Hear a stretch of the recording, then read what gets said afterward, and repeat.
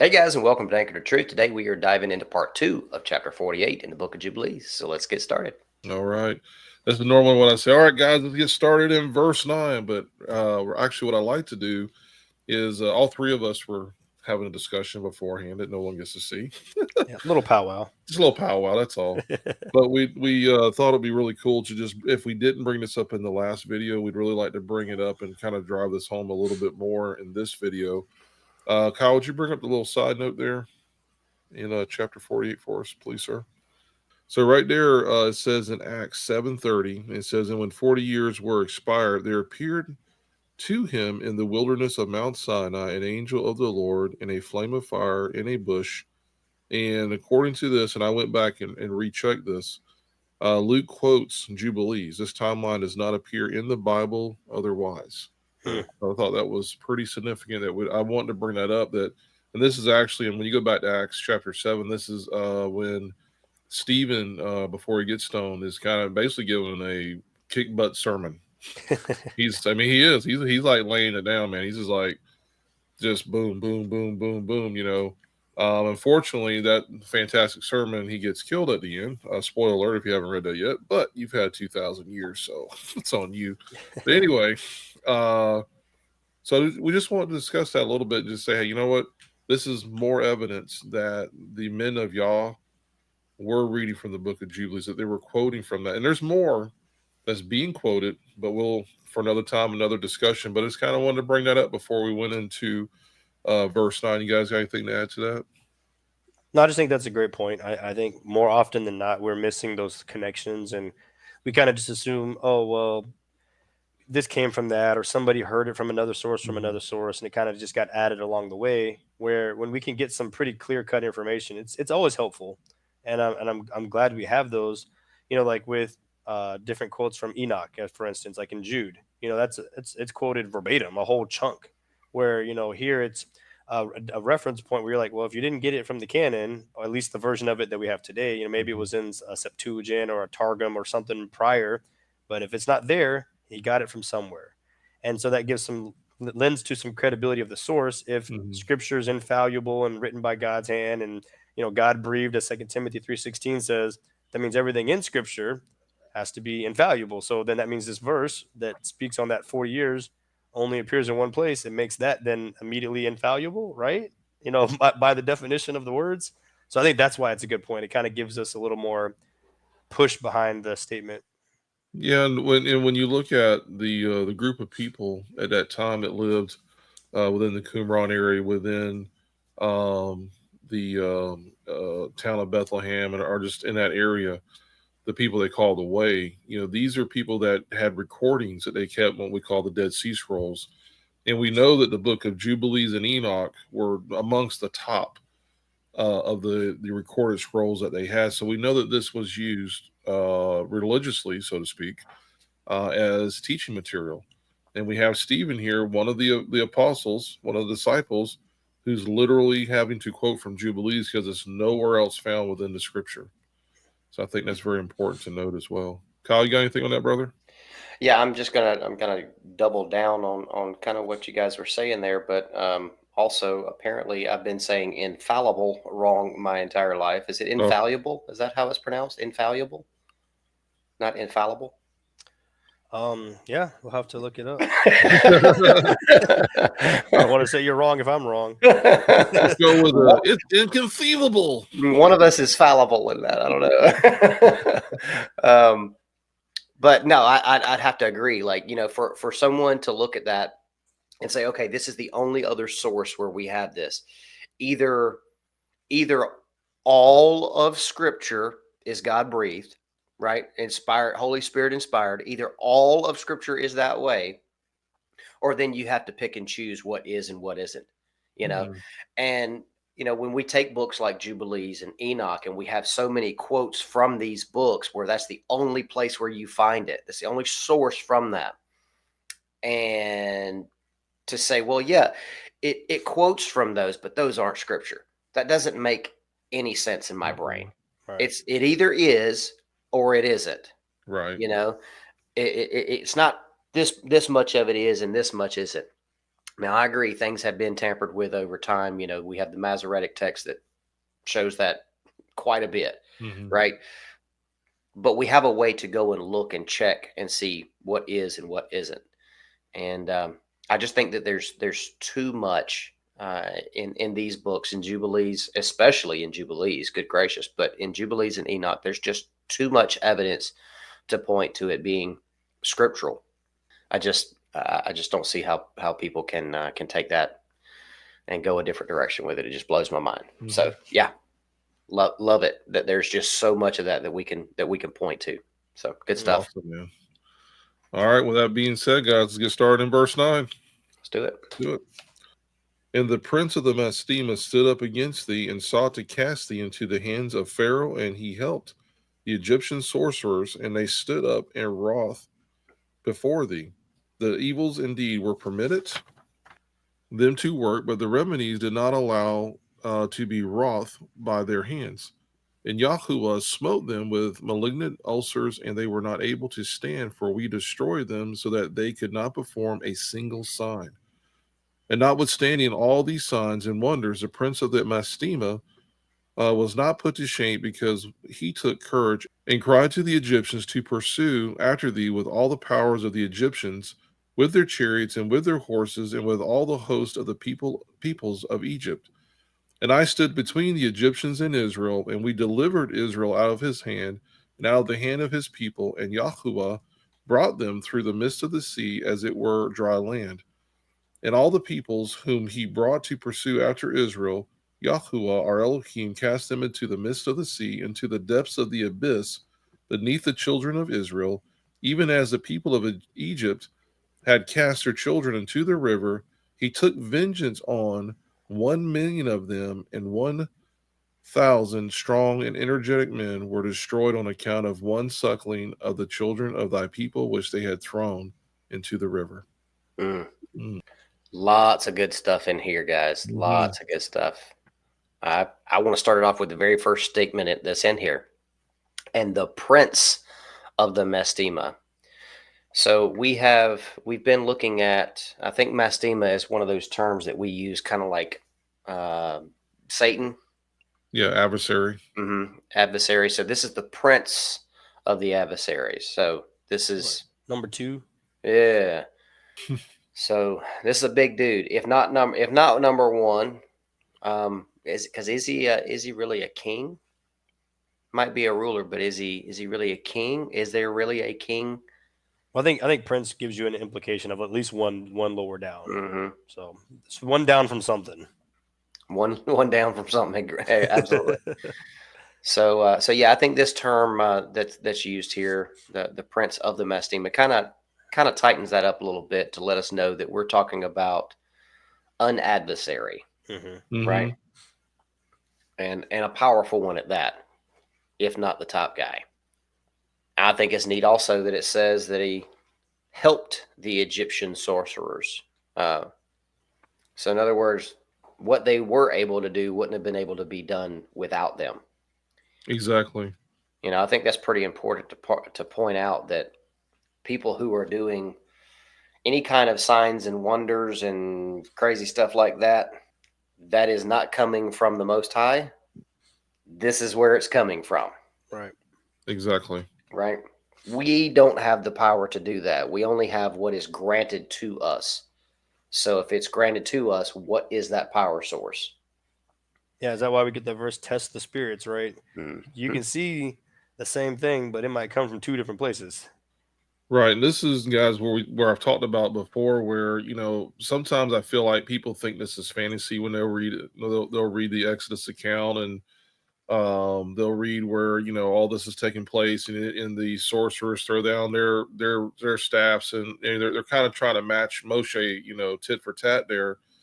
But at the same time, you realize this isn't just, like, again, I would call it a sleight of hand, smoke and mirrors. This isn't like they're doing something, that's some cheap parlor tricks. These are guys who are actually doing something. And here we get out of Jubilees, we actually understand that the prince of Mastema, whatever that is, he's the one that's actually given them the ability to do this. Now, what's awesome about this is even the Prince of Mastema is limited in what he can do. Yep. He's not going to get away with it. He's not going to be able to go and do everything that Moshe is doing. You know, what was that verse we just read? It says, I believe it was in 10. It says the evils intended were permitted them to work, but the remedies we did not allow to be wrought by their hands. Yep. So you know, the remedy of, hey, we got flies, we got pestilence, we got all these things happen. Guess what? It's coming, and these guys can't do anything about it. They can't make their circumstances any better whatsoever.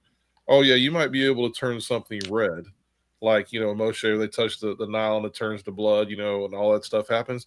You might be able to do that, but you're not. But when the rest of the plague comes, your guys can't do anything. You can't stand against it. You can't do whatever it is you do and go, oh, look, see, we made all that go away. All the flies, the frogs, all that stuff, we went away. It's like, nope.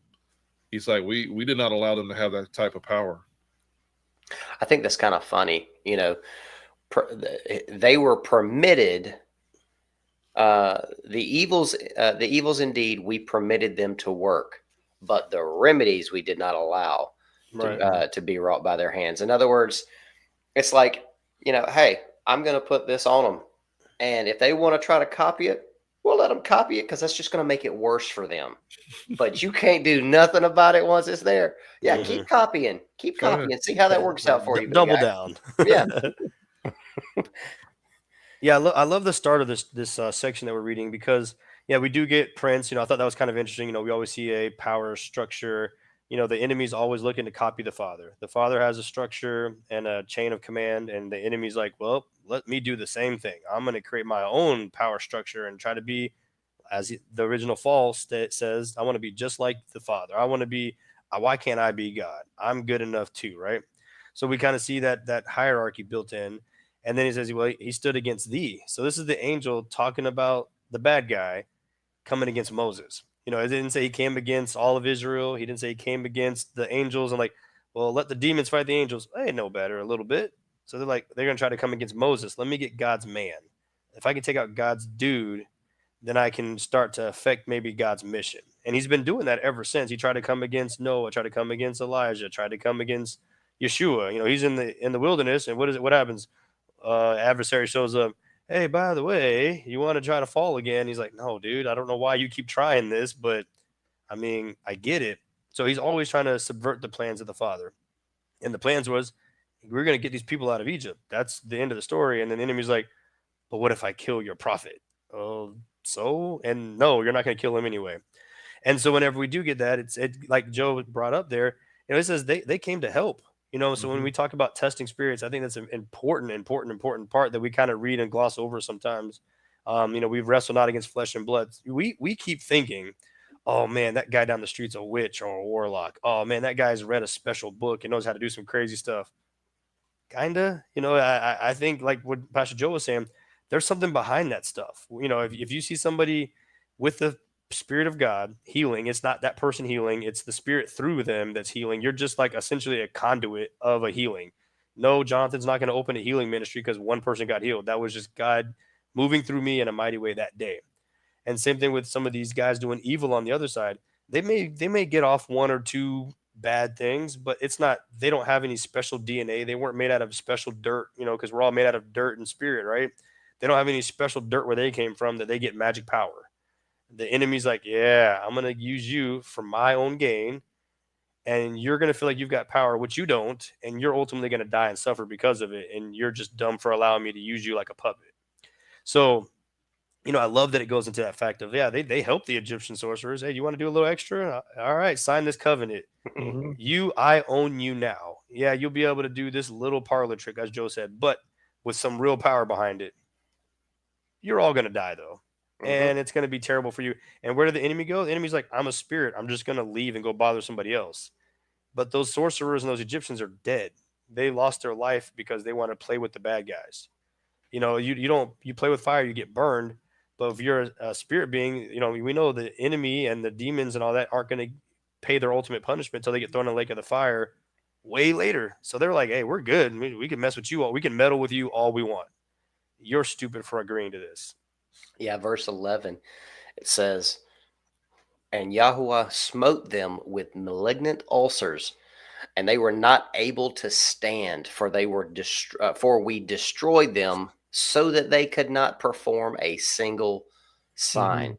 So I don't know if this particular thing is saying that they were killed, or if this is just they were just so beaten down and just so had so much pain and everything that they couldn't do anything. I kind of look at it like they were having to endure this and watch all this take place. They probably were Yeah. very quickly dealt with and put down, but they probably had to suffer with it for a little bit. It's my take on that. Yeah, I agree with you, Kyle. I think that when it's using that term, they destroyed them. I don't think it literally means like they were, disintegrated, or didn't exist anymore. I think that's exactly what it means. Is like, these guys who are these magicians who are doing all this stuff, they're walking with an arrogance of we have this power, and so now they're being humbled big time. By matter of fact, when we look again, it says then they were smoked and Yahuwah smoked them with malignant ulcers. Mm-hmm. This has got to be super painful. It ain't probably just one ulcer. We're talking about their whole body's covered in these things. So it literally destroyed any ambition, anything that they thought that they could do or might do. They were literally just taken out of the game. We're like, no, but you're just gonna sit this one out. Yeah. You're off on the sidelines now. You're not even going to be a factor in any of this. Yeah, they're all arguing, looking at each other like, "What's all the fuss about?" It was all the fuss about. I like that. That's boy. fantastic. Oh, good stuff. What about this? I thought this was kind of interesting. And also in verse 12, it says, and notwithstanding all these signs and wonders, the prince of the Mastema was not put to shame, because he took courage and cried to the Egyptians to pursue after thee with all the powers of Egypt. So, and we did a video for in part 1 of chapter 18 where the title is Satan Put to Shame. And or the thumbnail says Satan Put to Shame. And I think it'd be interesting to do kind of a comparison there. Also, maybe you should go back and watch that one, guys, about what it is that puts him to shame. So in this, at least in this particular situation, he didn't feel like he was done. Why didn't he feel like he was done? My opinion, because Yah was going to use him for their own destruction. Yes. For their own demise. It's like, no. Don't quit yet, big guy. Don't quit. You got this. Swell them up with that pride. Get them out there. Mm-hmm. They need to go swimming. So. Yeah, I agree with you on that one, Kyle. Just reading in between the lines here, because when it says, and notwithstanding all these signs and wonders, the prince of the Mastema, lost my place. All right, will not put to shame, because he took courage and cried to the Egyptian to pursue after thee with all the powers of the Egyptians. So yeah, I agree with you that this isn't saying because of his faith. He had faith and he cried out. No, what it's saying is we allowed him. We allowed him to do this. This is all part of the plan the whole way, because as we read earlier in 14, it says there was vengeance took. And so we're going to allow him. We're not going to humble him like we did the sorcerers, give him the ulcers and all that stuff. We're going to allow this to take place, because this has to happen.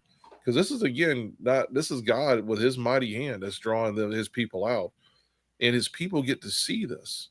They get to witness this. This is where I believe that our Heavenly Father is trying to strengthen their faith walk.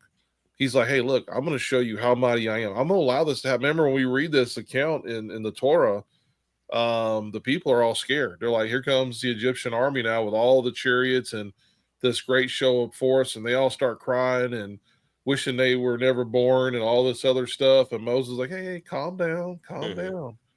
Everything's going to be all right, And so, but this is I believe our Heavenly Father's way. He has to keep showing himself in a mighty way, keep showing himself in a mighty way.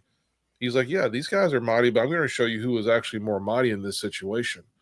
When you see that pillar of smoke during the day and you see that pillar of fire by night, when you see all these things that I'm doing, and for Pete's sake, you just walked across dry land. Like, this was all water. And it wasn't like you were bogging down and you had mud all over you. It says that they walked across it like it was dry ground.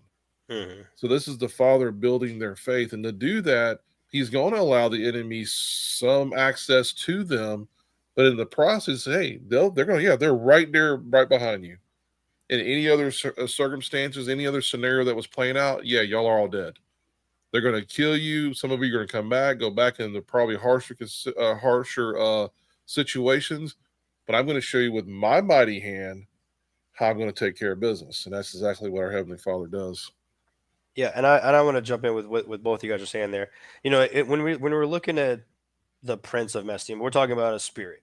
So clearly, God's not going to give a spirit ulcers because it's a spirit. You know, ulcers are for people. So I think, you know, the spirits keep trying to use, and I think that's where we have to be so careful as humans is we can give ourselves over to the spirit realm. You know, God says, hey, you're my children. I'm going to keep you protected. I'm going to put a seal on you. I'm going to give you the Holy Spirit, yada, yada. We're good, covered and smothered. But then we can go be dumb and go line up with like a Southern biscuit. Exactly. Or country fried steak. There you go. So, you know, like we can go align ourselves with the enemy, and he's like, well, then they're just going to use and abuse you. Like there is no positive that comes out of it. So, you know, I think sometimes it's God's way of saying, okay, Satan, you think you're going to use these magicians? How are you going to use them whenever they're crippled and curled in a corner crying like babies? Yeah. But what are you going to do now? So I think the reason why he says, like, oh, you didn't put me to shame. You didn't do nothing to me. I'm still good. You didn't throw me into Tartarus. You didn't do a deliverance service on me. I'm good, you know. And when you really stop and think about it, what changed for the spirit, the Prince of Mestima? Nothing. He lost a few of his puppets that he didn't care about in the first place. So it was like, okay, no skin off my back. Literally, I don't care. And so then now he's like, all right, but what I am gonna do is I'm gonna ratchet some things up a little bit. You're gonna take out my little puppet dudes. How about I get all of Egypt to come after you? How about I make this big army, which again, don't care about if they die or not. I just want to get my mission done. And so he's like, all right, well, I'll just send all of them and we'll pursue after you. I don't see the problem here. So yeah, he's not only was he not put to shame, he's actually a little bit emboldened of like, I'll just turn it up. Like if God, me and you want to go back and forth, how far are you willing to go? And you know, God's like, nothing can take you out of my hands. You know, I came with, we read the verses about the Exodus, you know, an outstretched arm and all that stuff. You know, there's like a huge thing where God's like, oh no, we're gonna remember this story forever. That's why we still keep the Passover and all these events, because you're never gonna forget how awesome God showed up. Enemy thought he was doing big and bad stuff, and God was like, yeah, that was level 1 for me. I barely got off my seat. You know what I mean? I barely put the newspaper down and I already won. So when we kind of get that idea, and then we jump right there into 13, it says, and I. Well, who's the I talking about there? That's the angel of the presence. He's like, oh, there's spiritual stuff going on. And remember, you don't wrestle against flesh and blood. All you flesh and blood people died or struggled. We were out here fighting the real battle. So, you know, Mastema and his prince and all his little people showed up, and I stood in between him and you. And we delivered Israel out of this. We took care of the business. So at the end of the day, I think it, like Pastor Joe was saying earlier, it's a humbling and it's also a way to magnify what God's doing. It has all to God is all the glory. So even the angel here is like, I mean, don't give me any praise. Like don't stop here and start, you know, bowing down to me since we're talking on the mountain. It's all praise to him. That being said, hey, I was the one that was there. You know, you thought you crossed and had some miracle and you put the staff in the water and held it up and the water. That stuff was cool. That was God. Hey, but I was the one fighting them off. You know, that's pretty cool, right? You know, right? Write that down. Write that down. Yeah, that is really cool. I can't you just see how that conversation went? You know, y'all's like, oh, you're gonna go after them with all of Egypt? Oh no, please don't.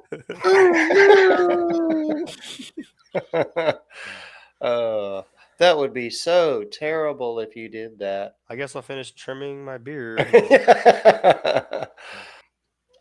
Deal with you in a minute.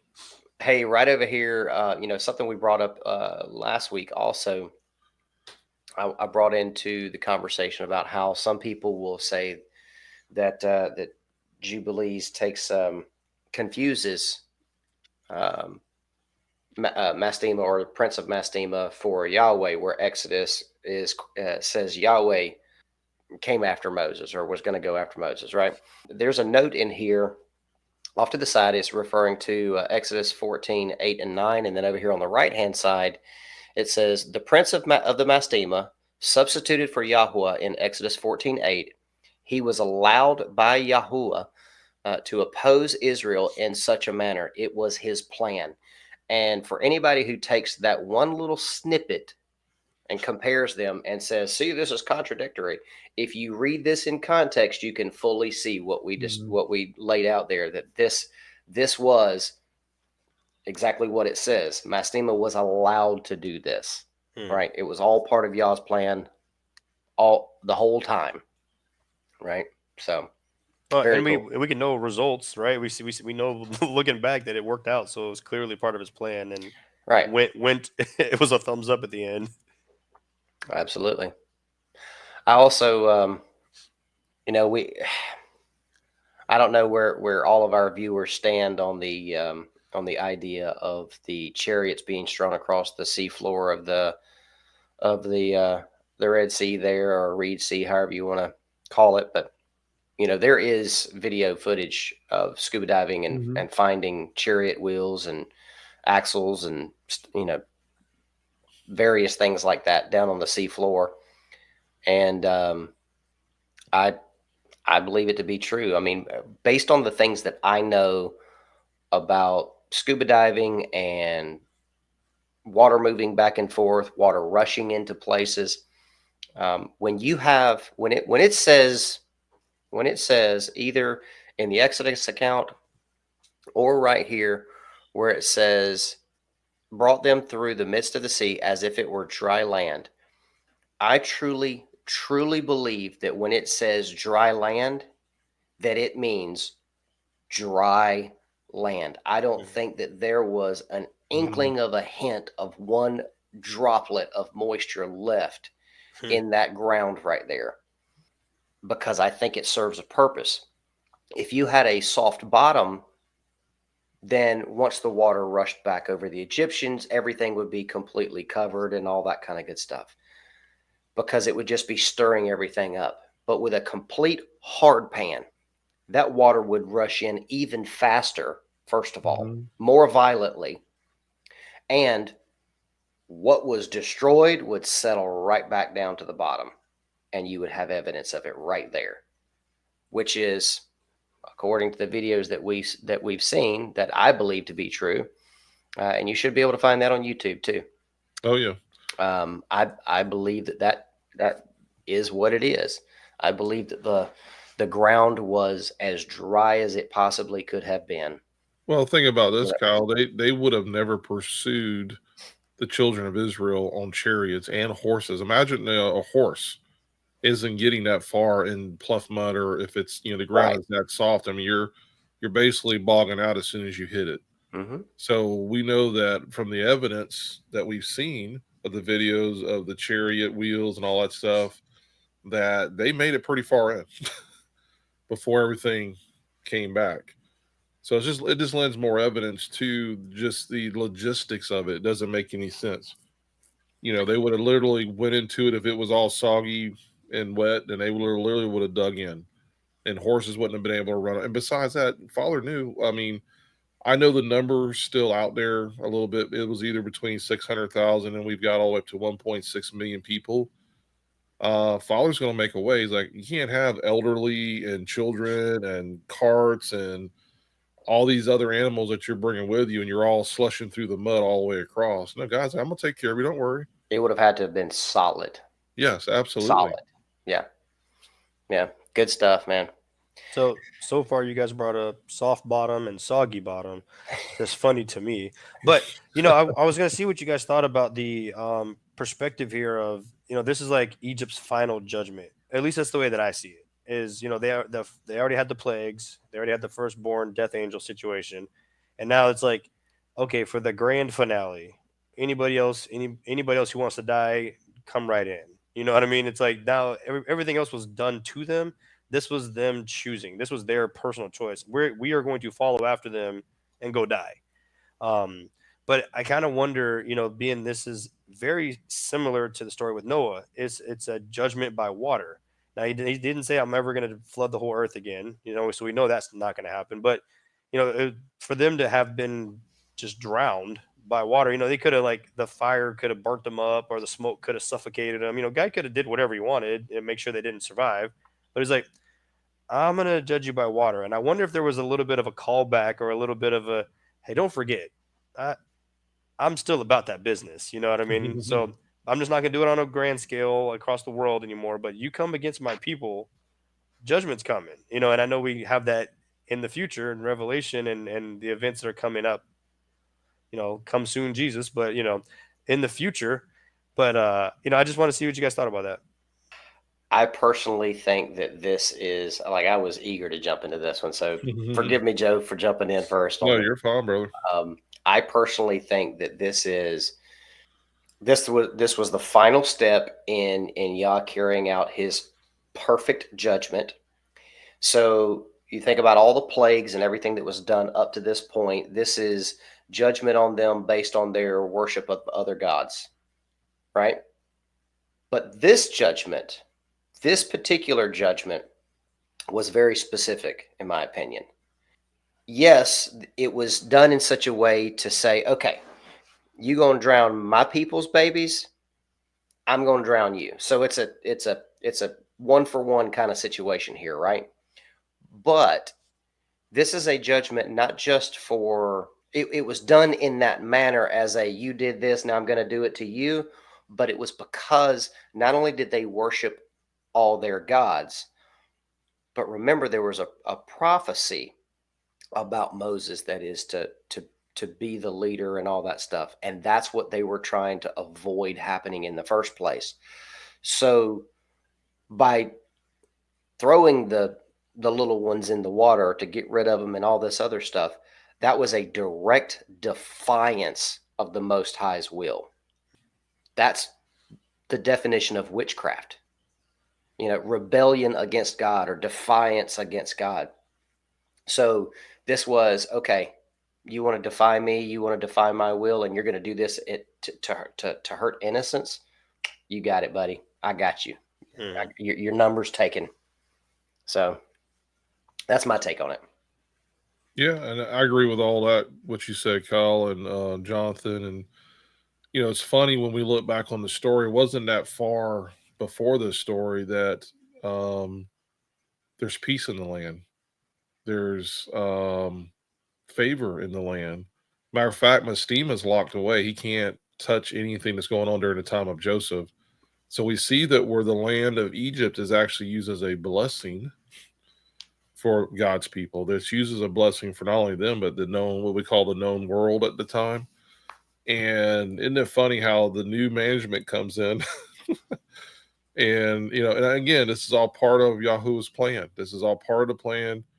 But this new person comes in, and it's very specific to say, and did not know Joseph, did not know him. Now, I'm sure you can't tell me this person never heard of him. Come on. I mean, it's the person who saved all of Egypt, the second command. You know who he is, but you didn't know him because he was already passed away, and you didn't have a personal relationship with Joseph. And you come in, and now you look, and all of a sudden you're like, wow, that's a really strong group of people over there. And they're having kids left and right, and I'm worried they're going to outnumber us, and we've got another enemy knocking on our door. And what happens if they turn against us? And this whole scenario plays out. But it's interesting how we went from a place where this is where God's using to bless the known world and bless God's people, to now they're paying. There's a what do we say? Not a punishment, a judgment that's being placed upon them. And again, when we go down to the very bottom of 14, it says, and he took vengeance on 1 million of them. I'll highlight yours in blue. There you go. I appreciate that. It's my favorite color. And 1,000. And, yep, I was to say. Strong and energetic men. Yep. And 1,000 strong. I don't know that. Energetic men were destroyed on account of one suckling of the children of thy people, which they had thrown into the river. And God's like, I'm not playing with you. I'm like, you're going to pay a price, even if it was just one baby that got thrown in that Nile River. You're going to pay, just like you were saying earlier, Kyle. You're going to suffer. And I'm going to tell you what, when the Father sends vengeance upon you, woo, look out. There's no getting away from that. Right. Exactly.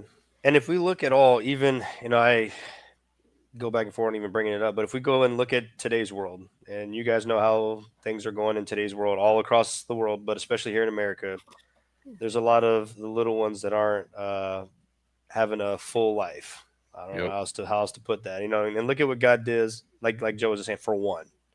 And that number has 2 commas in it in today's world. You know what I mean? It really makes you say, you're not getting away with that. And God's gonna, it's vengeance is his. He's like, I'm gonna handle all of that. And if it's eternal separation from me, that's your choice. But it really makes you it gives me some solace, at least, because you're just walking around in the world knowing like that's what's happening in all of our cities. That's what's happening in a majority of our states, and you're just like, but why? Why is this even? And God's like, no, no, no. Trust me, that when the cup of iniquity is full, when the prayers of the saints, fill up the bowl of incense, it sounds like there's some stuff, and he's looking at all of us to at least say something, do something.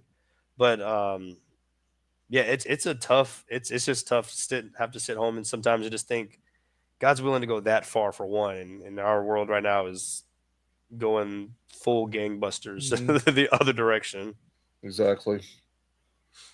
I find that I've got a lot of questions about this particular section. I don't know if you guys saw all the different color highlights I have on this, but in 14, I've got quite a bit. So I guess I'll kind of start from the back and work my way backwards on this. So this statement says, on account of one suckling of the children of thy people, which they had thrown into the river. So this was done on the account of one child, or is this one suckling of the children? Is that a reference to maybe this generation? Is that just an odd way to say that generation? Mm. Y'all have any thoughts on that? For me, I just think is I'm just reading it at face value. For me, it's just saying it for the sake of one child, that was cast into the river. I mean, we know that through the events that the what do they call, the midwives were told to destroy the children. Mm-hmm. And of course, they say, hey, when we get there, these women are so strong; they're birthed before we even show up. So, but apparently I'm assuming something did happen. I don't know if we're ever given an account of how many babies would have been cast into the river.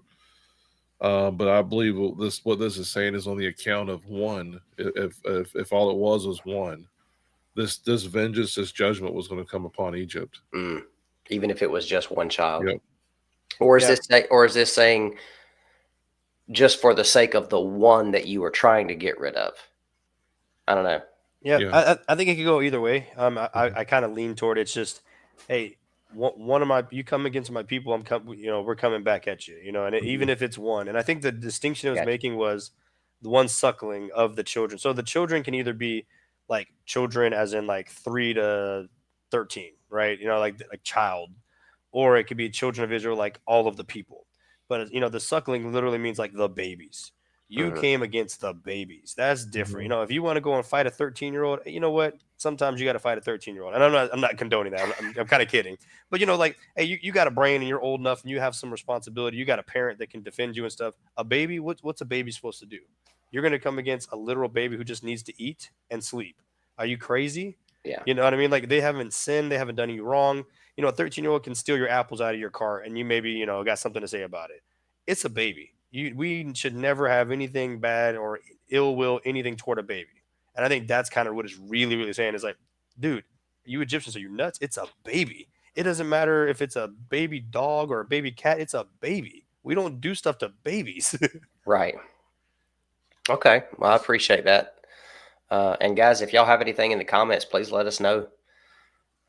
I'd like to hear y'all's take on that too.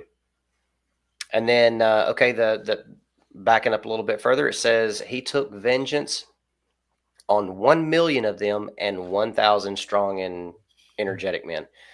So, how big do you think Pharaoh's army was at this point? Is this saying on 1 million of them, and this 1,000 represents the leaders of that million, and these were all military folks?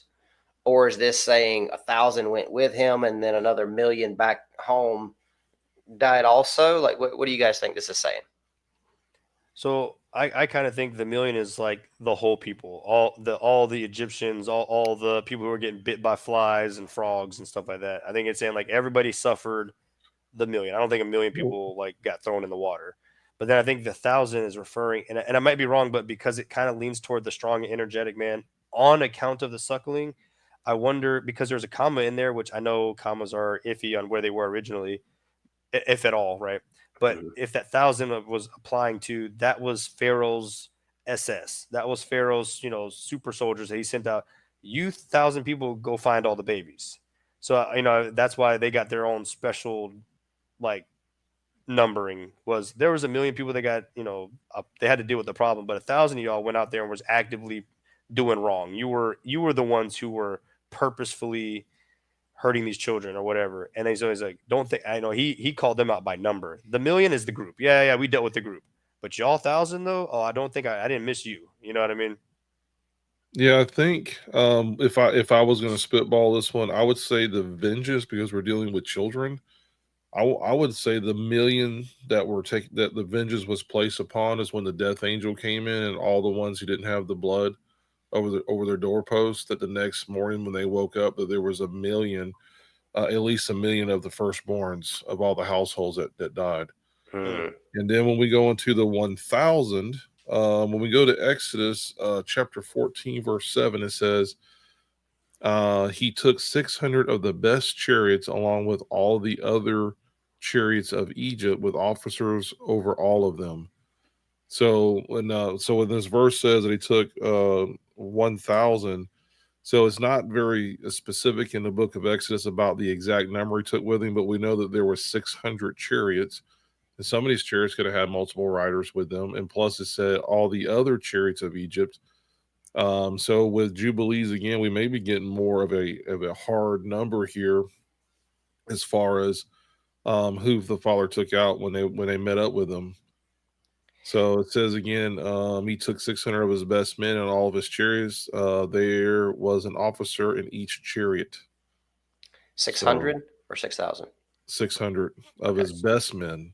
Okay. Then all So the this rest. one says 1,000 strong and energetic men were destroyed on account of one. So I think this is, we're getting more. The Exodus doesn't give us an exact number of all of the soldiers, but I think Jubilees is kind of giving us more of that. It was actually 1,000. Yeah, I thought that too. Okay. So yeah, after reading this again, I kind of, and you bringing that up, that absolutely makes sense. So, the 1,000 would have been the ones that went into the sea. Mm-hmm. And then the million was all those firstborns of Egypt, regardless of age. They were Yes. just the firstborn males of Egypt. And I was actually including, well, I mean, I don't think this is including the animals in this, but Right. the firstborn of the animals also, those households was also taken, if I'm not mistaken. That means the population had been pretty big then, Well, but then, Egypt's been around for a minute. So Yeah. if the children of Israel showed up later, after Egypt's been established for a pretty long yeah. time, Good point. if they're rolling out between 600,000 and 1.2 or whatever, we think that the number is. So Egypt easily could have had over 1 million people there. Oh, sure. And this 1 million firstborns, it's kind of, I wondered, I think that the firstborn, was Pharaoh a firstborn? No. He would have been dead. Otherwise, he would have been dead. That's right. Yep. Yeah. So anyway, God spared him to then die like a couple days later. Right. Because he had plans to take Right. out everybody else. And Oh, you're still going to die. Just if tomorrow. Pharaoh wasn't there, they probably wouldn't have pursued. Right. They'd have been like, all right, go. Okay. All right, cool. I'm glad we got a little clarification on that. So again, even more clarity on the canon there. Okay. And then backing up a little bit more, we have even as the people had cast the children into the river. So again, I already addressed that. I believe that this was kind of a tit for tat. This is the way you go and treat my people. All right, you guys get it the same way. And then I thought this was neat. This statement here, beneath the children of Israel. And I think there's a lot of different ways we can look at that, enemies becoming footstools, all this kind of stuff beneath you. And then this term abyss is used. And I was curious if you guys think that there's any significance to that being the word that's used, or is this simply just the word that we use for the depths of the sea? Mm-hmm. What do you guys think? I think it's as simple as that. Yeah. Yeah, I think it's just giving it more distinction. It wasn't the river. It was the abyss, meaning there was the big body of water, and they were at the bottom. God gave them a heavenly belly flop. Mm-hmm. Okay. Well, that's all I had on that. I guess we can move on to 15 if y'all ready. Yeah. I had one more question. Yeah, go for it. What do you guys think about, in commentaries over the years, we've heard that when, even though they're not getting wet, but it's been said that this was one giant mikvah also.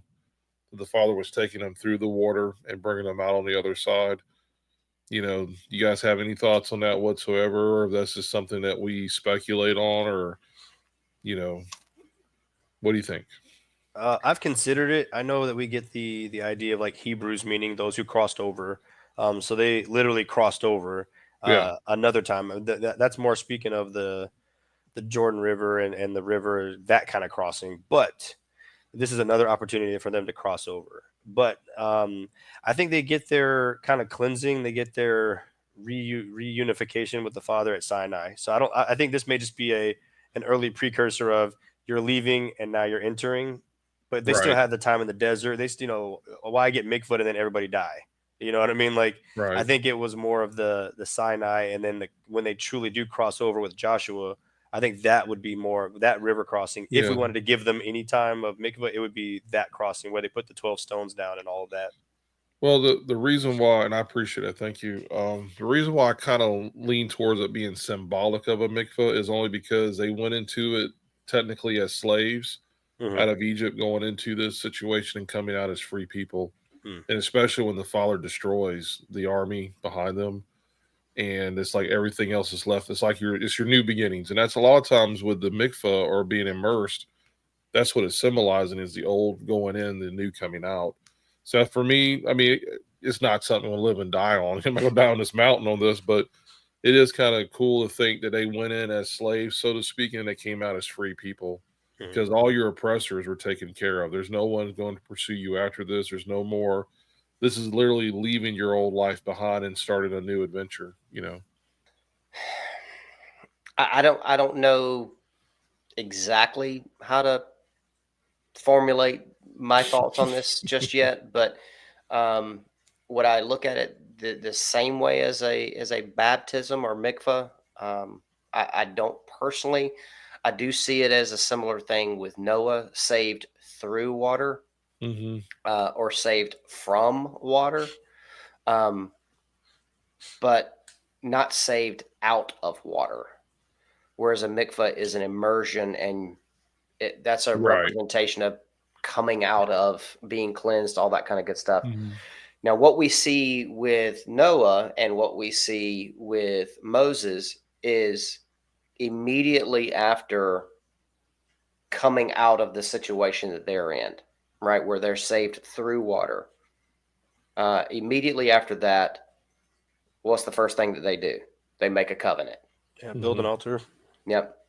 So I think these two, along with many other things in the scripture, I think that these two main events here really give us a little more behind the scenes, if you will, of what is to come when Yeshua returns, and people have that choice, right?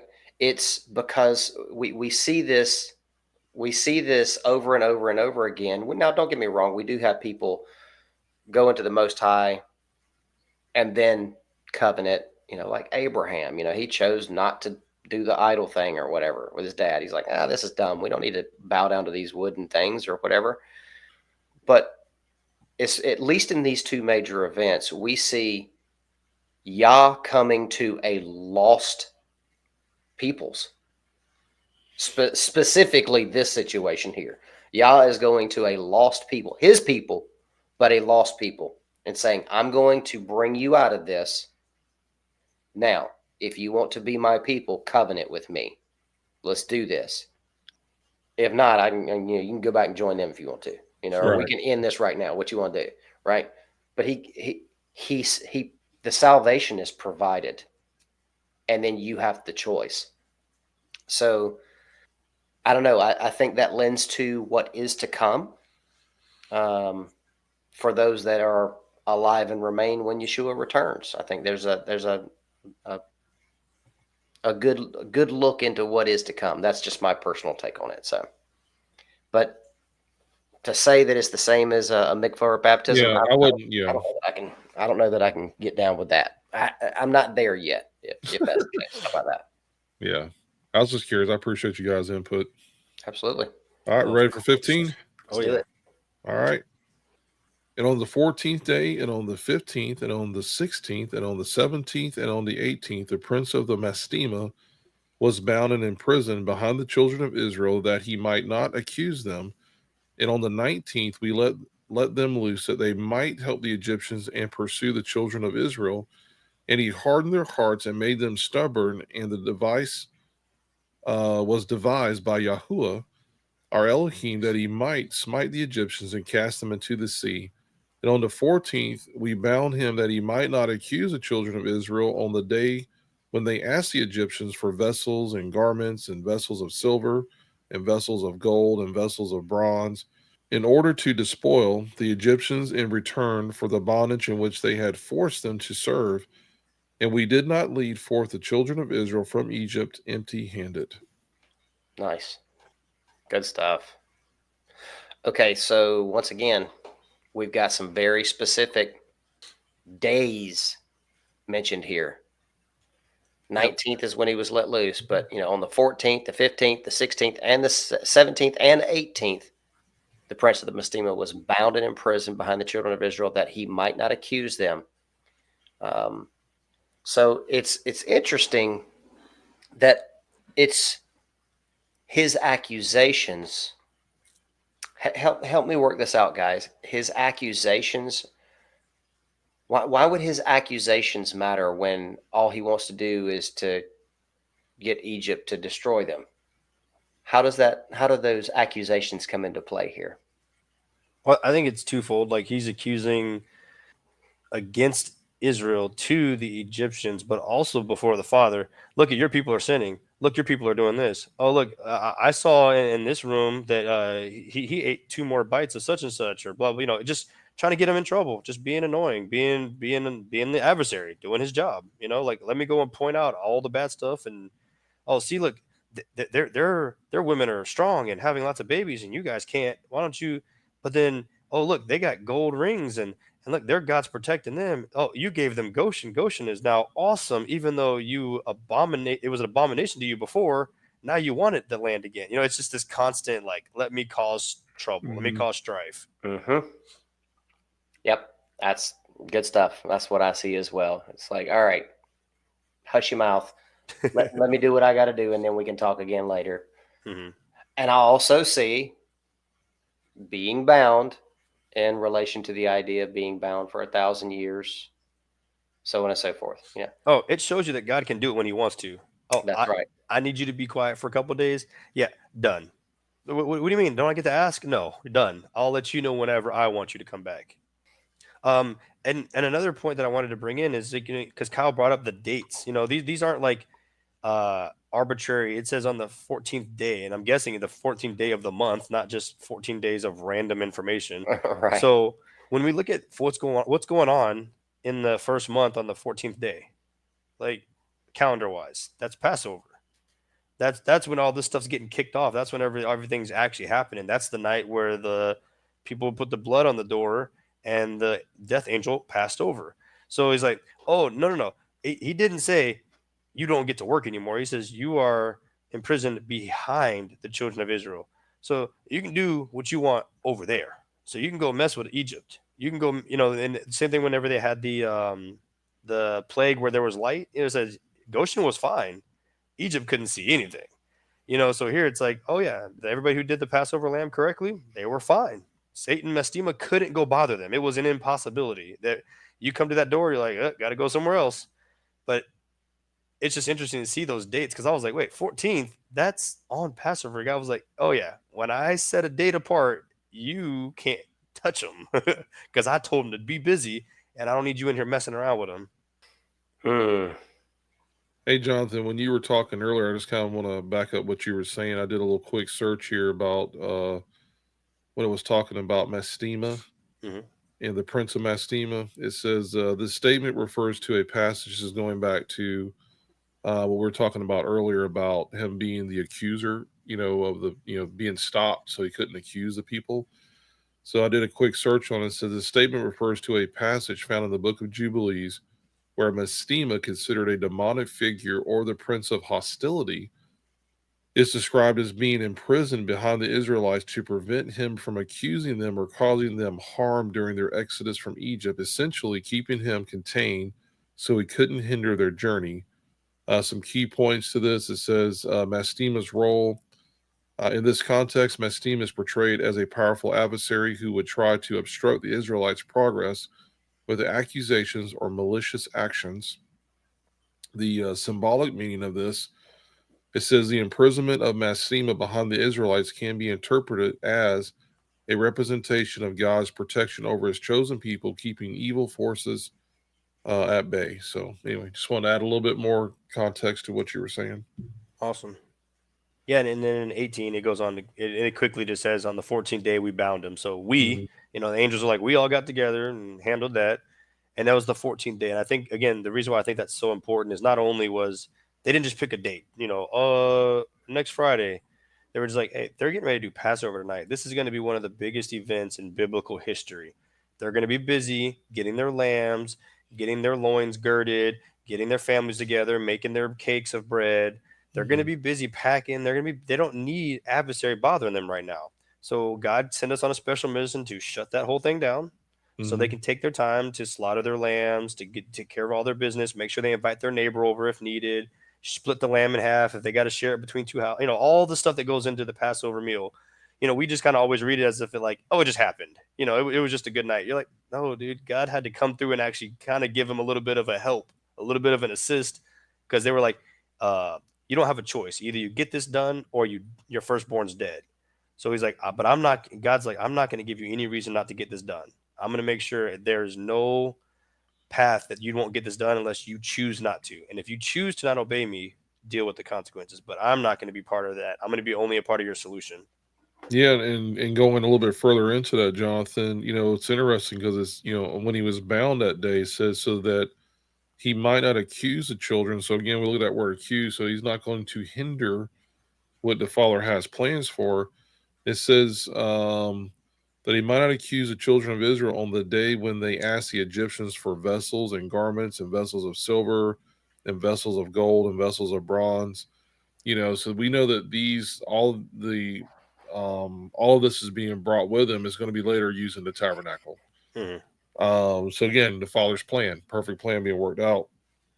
But again, in Jubilees, I don't think we get this in the Exodus account. I think it just says that they were given these things. Right. And in the past, we kind of thought, well, they were so sick and tired of seeing these guys. Hey, why don't you leave? And by the way, when you leave, just take this.